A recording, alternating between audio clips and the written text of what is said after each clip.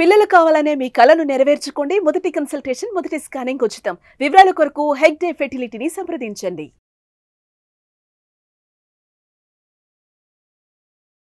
Hello Ram sir. Hi Naraju. So as usual February 8th అయితే visualisation class ఉంటుంది. ఎవరైనా enrol చేసుకోవాలనుకున్నటువంటి వాళ్ళు పర్సనల్గా వెంటనే స్క్రీన్ మీద కనిపిస్తున్న నెంబర్కి కాల్ ఆర్ మెసేజ్ వాట్సాప్ చేసి ఎన్రోల్ చేసుకోండి. కమింగ్ టు సబ్జెక్ట్ అండి, మనం చేసినటువంటి బ్రహ్మముహూర్తం video I should appreciate you sir.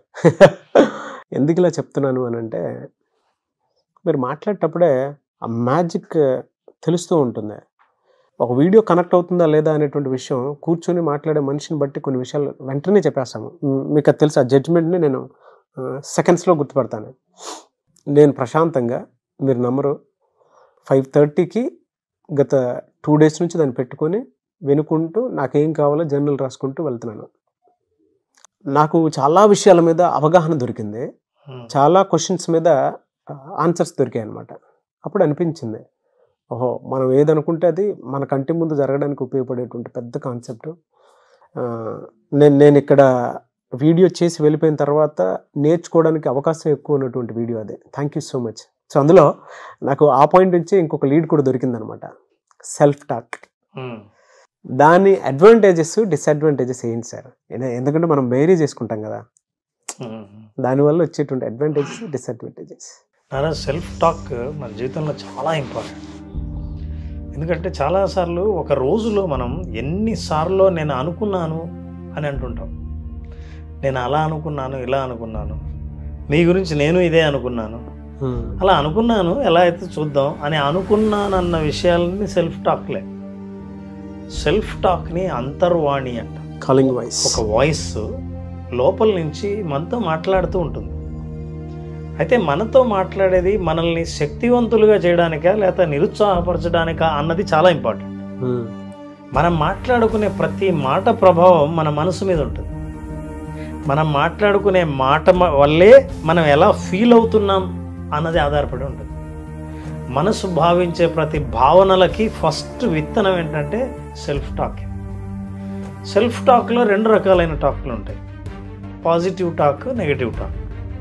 చాలామంది అంటుంటారు చూసారా, ఏమంటే నెగిటివ్ థాట్స్ని మేము అవాయిడ్ చేయాలనుకుంటున్నాం, పాజిటివ్ థాట్స్ని ఎట్లా అట్రాక్ట్ చేయాలి. దీని అర్థం ఏంటంటే, నాతో నేను మాట్లాడుకునే సెల్ఫ్ టాక్లో నన్ను నేను నిరుత్సాహపరిచి నన్ను నేను తక్కువ చేసుకునే మాటల్ని ఎట్లా తగ్గించాలి అని అర్థం. అట్లా అడగడం తెలియకపోవచ్చు, కానీ చాలా ఈజీగా నెగిటివ్ థింకింగ్ అంటుంటాం. ఆ థింకింగ్లో ఉన్న వాయిస్ ఏంటంటే, నీ వల్ల కాదు, ఇది ఇప్పుడు అవ్వదు, అనవసరంగా అది అలా జరిగింది, నువ్వెందుకు ఇలా చేసావు, ఇలాంటి ప్రశ్నలతో మనుషుల్ని కుంగదీసేటట్టు ఆ మాటలు మాట్లాడుతూ ఉంటుంది అంతర్వాణి, లోపల ఉన్న voice. Toxic voice, toxic voice, toxic థాట్స్ని జనరేట్ చేసే వాయిస్. ఈ మాటల వల్ల ఆలోచనల నుంచి మాటలు, మాటల నుంచి ఆలోచనలు, ఈ సైకిల్ మొత్తం ప్రభావం మనసు మీద. ఈ మనసు మీద నుంచి ఈ ప్రభావం మన చర్యల మీద. అందుకనే మనం చేసే ప్రతి పనిలో నెగిటివ్ రిజల్ట్స్ వస్తున్నాయంటే అర్థం ఏంటంటే, దానికి పుట్టుక టాక్ నుంచి వచ్చింది, సెల్ఫ్ టాక్ నుంచి వచ్చింది. అలాగే పాజిటివ్ థాట్, చాలామంది వాళ్ళ రంగాల్లో విజయవంతమైన వాళ్ళందరూ, చాలా సక్సెస్ఫుల్ అయిన వాళ్ళు, నా సక్సెస్కి కారణం నా సెల్ఫ్ టాకే అని చెప్పిన వాళ్ళు చాలామంది ఉన్నారు. అంటే నన్ను నేను ఎలా ప్రోత్సహించుకుంటాను, నన్ను నేను ఎలా ఉత్సాహపరుచుకుంటాను, కష్టాల్లో, ఇబ్బందుల్లో, అప్పుల్లో, చాలా బాధల్లో కూడా నన్ను నేను ప్రోత్సహించుకుంటూ భవిష్యత్తు మీద ఆశను ఎట్లా కల్పించుకుంటాను అన్నది positive self talk. So self talk ఇంత చాలా ప్రధానమైంది అయినప్పుడు, మన జీవితంలో ఇంత ముఖ్యమైనది అయినప్పుడు, మన జీవితాన్ని, ఫ్యూచర్ని కూడా అది డిసైడ్ చేసే పరిస్థితి ఉన్నప్పుడు మనం ఈ సెల్ఫ్ టాక్ గురించి ఖచ్చితంగా మాట్లాడుకోవాలి. ఈ సెల్ఫ్ టాక్ని మనకు అనుకూలంగా మార్చుకోవాల్సిన అవసరం ఉంది. అలా కంట్రోల్లోకి ఎలా వస్తుంది సార్? ఎందుకంటే నెగిటివ్ థాట్స్ అనేవి మనకి బలంగా ప్రేరేపిస్తూ ఉంటాయి సార్. ఒక పాజిటివ్ మీద పట్టు రావాలి అని అంటే సాధనతో కూడుకున్నటువంటి ఆలోచనలు కానీ యాక్షన్స్ కానీ అవసరం. కానీ ఒక నెగిటివ్ ఇన్స్టెంట్గా ఇన్ఫ్లుయెన్స్ చేసేస్తాము. దాన్ని ఎట్లా సార్ అసలు ఆపుతాము? దాని మన ఇంటర్వ్యూ చూసే వాళ్ళకి ఏం హెల్ప్ చేయాలంటే, ఫస్ట్ అవేర్నెస్.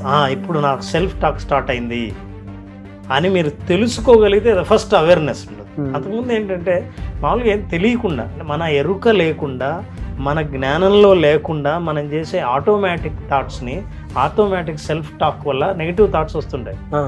కానీ నాకు ఎందుకో నెగిటివ్ వస్తున్నాయండి, అది నెగిటివ్ సెల్ఫ్ టాక్. అయితే ఎప్పుడైతే ఆగి అర్థం చేసుకుంటామో ఇది సెల్ఫ్ టాక్, ఇది థాట్ కాదు, ఇప్పుడు నేను నెగిటివ్గా ఆలోచిస్తున్నాను అని ఎప్పుడైతే అనుకున్నారో ఆగండి, ఇప్పుడు ఎలా షిఫ్ట్ చేయొచ్చో తెలుసుకుంటాం. ఓకే. ఫర్ ఎగ్జాంపుల్ నేనేమన్నానంటే, నాగరాజు సుబ్రావ్ని చూసావా అని అడిగాను. నాగరాజు తిరిగి సుబ్రావ్ ఎవరండి సుబ్రావ్ అని. సుబ్రావ్ తెలియదండి. అరే చూసావేమో, నేను అప్పటి నుంచి నేను అడుగుతున్నాను అని. అసలు నేను సుబ్రావ్నే చూడలేదు. సుబ్రావ్ ఎవరో పరిచయమే లేకుంటే సుబ్రావ్ నీ పక్కన కూర్చున్నా ఈయనే సుబ్రావ్ అని గుర్తుపట్టలేవుగా. అసలు ఇప్పుడు నేను మాట్లాడేది self talk, negative self talk అని తెలియకపోతే ఇది నెగిటివ్ది ఇది పాజిటివ్ది అని గుర్తుపట్టలేనుగా. కాబట్టి ఫస్ట్ అవేర్నెస్ ఏంటంటే నీకు పరిచయం కలగాలి, నీ ప్రతి ఆలోచన నీ అంతర్వాణి నుంచే వస్తుంది తెలుసుకున్నాక నా ఎలా యాక్చువల్ కొన్ని ప్రాక్టీసెస్ ద్వారా వీటిని పాజిటివ్గా మార్చొచ్చున్నారు. ఎందుకంటే ఇది ఆల్రెడీ సెల్ఫ్ టాక్ అన్న అంటే మనతో మనం మాట్లాడుకునేది. కొంతమంది మనం చూస్తుంటాం, వాళ్ళతో వాళ్ళు మాట్లాడేసుకుంటుంటారు.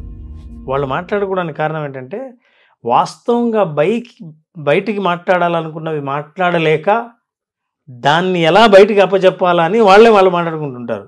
ఇవన్నీ ఆటో పైలట్, తెలియకుండా వాళ్ళు అన్కాన్షియస్గా మాట్లాడుకుంటుంటారు. ఇది యాంగ్జైటీలో, స్ట్రెస్లో, డిప్రెషన్లో వచ్చే యాక్టివిటీ ఇది. కానీ కాన్షియస్నెస్ పెరిగిన తర్వాత మనకి లేదు, నేను ప్రయత్నపూర్వకంగా నాలో పాజిటివ్ టాక్స్ని పెంచుకోవాలనుకుంటున్నాను. మార్నింగ్ ఏం చేయాలంటే నా రోజు పొద్దున్న లేస్తూనే ఫ్రెష్ అయ్యి go and stand in front of the mirror. First అద్దం ముందు నిలబడాలి. అద్దం ముందు నిలబడి మనిషిని ఇంకో వ్యక్తిని చూస్తున్నట్టే చూడాలి.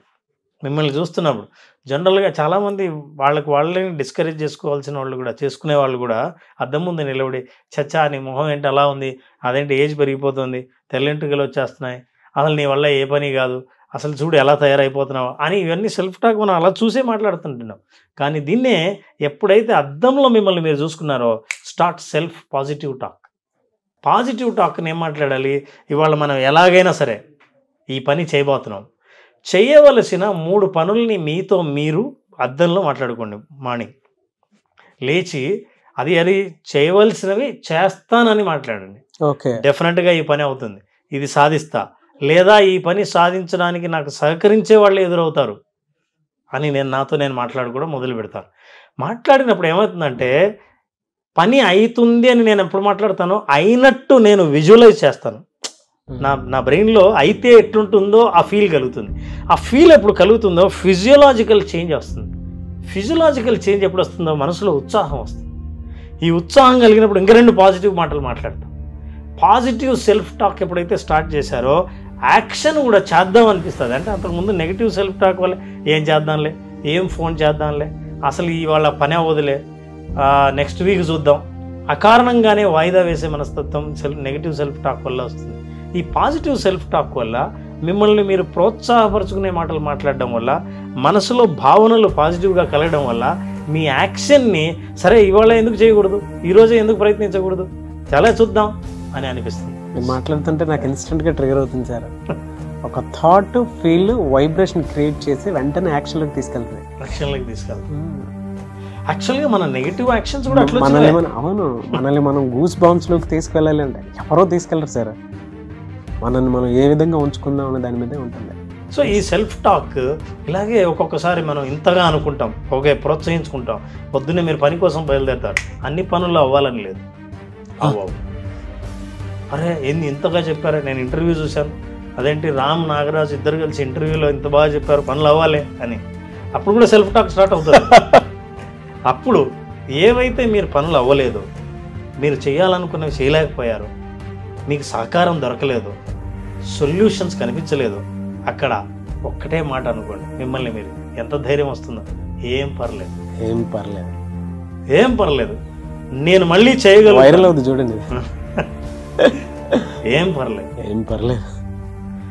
పర్లేదు అని అసలు మనం ఎప్పుడైనా నారాజు ఏదైనా అనుకున్న పని చేయకపోతే ఒక మనిషి భుజం తట్టి ఏం పర్లేదు అన్నారు అనుకోండి, ఎంత ధైర్యం వస్తుంది.